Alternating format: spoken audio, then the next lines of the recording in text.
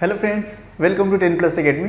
तो motion in straight line questions के question solve करने की इस सीरीज़ में लास्ट क्लास में हमने नीट 2019 के क्वेश्चन किया था। तो इस लेक्चर में हम नीट 2017 का एक और क्वेश्चन देखने वाले हैं। तो चलिए देखते हैं क्वेश्चन में क्या बोला गया है। Preeti reached the metro station and found that the escalator was not working.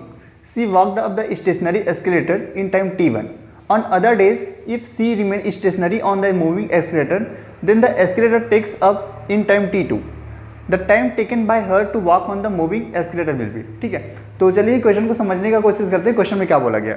तो एक एस्केलेटर है, तो ये आपका हुआ एक एस्केलेटर। ठीक है, तो सपोज इसका लेंथ ले लेते हैं x। तो ये आपका एक एस्केलेटर है जिसका लेंथ है x। ठीक है, अब इसमें कोई पर्सन मूव कर रहा है। ठीक है, तो ये प्रीति मैम है जो इसमें ट्रेवल कर रही है। ठीक है, तब जब एस्केलेटर वर्क नहीं कर रहा है उस केस में मैम को यहाँ से यहाँ तक पहुँचने में कितना टाइम लग रहा है, t1। ठीक है, तो यहाँ से यहाँ तक पहुँचने में उसको ले रहा है टाइम, ले रहा है t1। ठीक है, जब एस्केलेटर वर्किंग है उस केस में मैम को यहाँ से यहाँ तक पहुँचने में कितना टाइम लग रहा है, t2। ठीक है, तो जब एस्केलेटर वर्किंग है इस केस में उसको लग रहा है टाइम t2। जब एस्केलेटर और मैम दोनों मूविंग है उस केस में उनको कितना टाइम लगेगा, ये चीज़ आपको बताना है। ठीक है, तो सपोज उस केस में उनको टाइम लग रहा है t। ठीक है, तो यहाँ आपके पास 3 टाइम्स के टर्म है। t1 क्या चीज़ है, जब आपका एस्केलेटर नॉट वर्किंग है उस केस में पर्सन को इसमें मूव करने में कितना टाइम लग रहा है। t2 क्या चीज़ है, जब जो पर्सन है वो स्टेशनरी है और जो आपका एस्केलेटर है वो वर्क कर रहा है उस केस में कितना टाइम लग रहा है। और t क्या है, जब आपका एस्केलेटर और पर्सन दोनों मूव कर रहा है उस केस में कितना टाइम लग रहा है, वो है आपका t।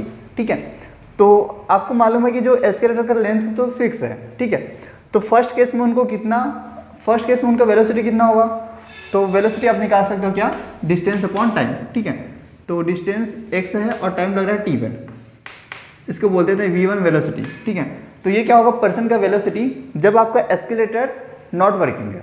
ठीक है, सेकंड केस में क्या है, जब आपका एस्केलेटर वर्किंग है तो जो आपका एस्केलेटर है उसका वेलोसिटी क्या होगा, तो इसके लिए आपको वेलोसिटी बोल देते हैं v2।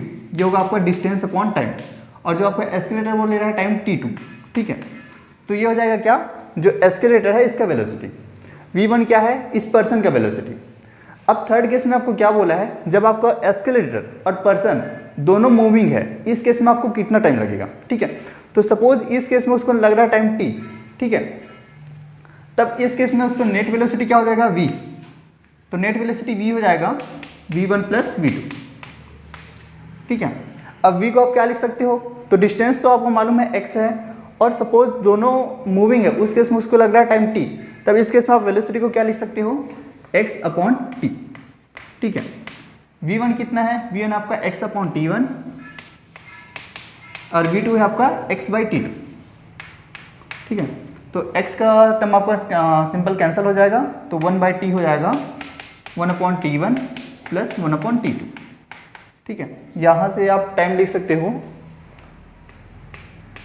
टर्म मिल जाएगा t1 t2/t1 + t2। ठीक है, तो ये कौन सा टाइम है, तो जब आपका एस्केलेटर और जो पर्सन दोनों मूव कर रहा है उस केस में उसको टाइम लगेगा t। ठीक है, तो चलिए आपका आंसर चेक कर लेते हैं। तो आपका आंसर सी होगा करेक्ट।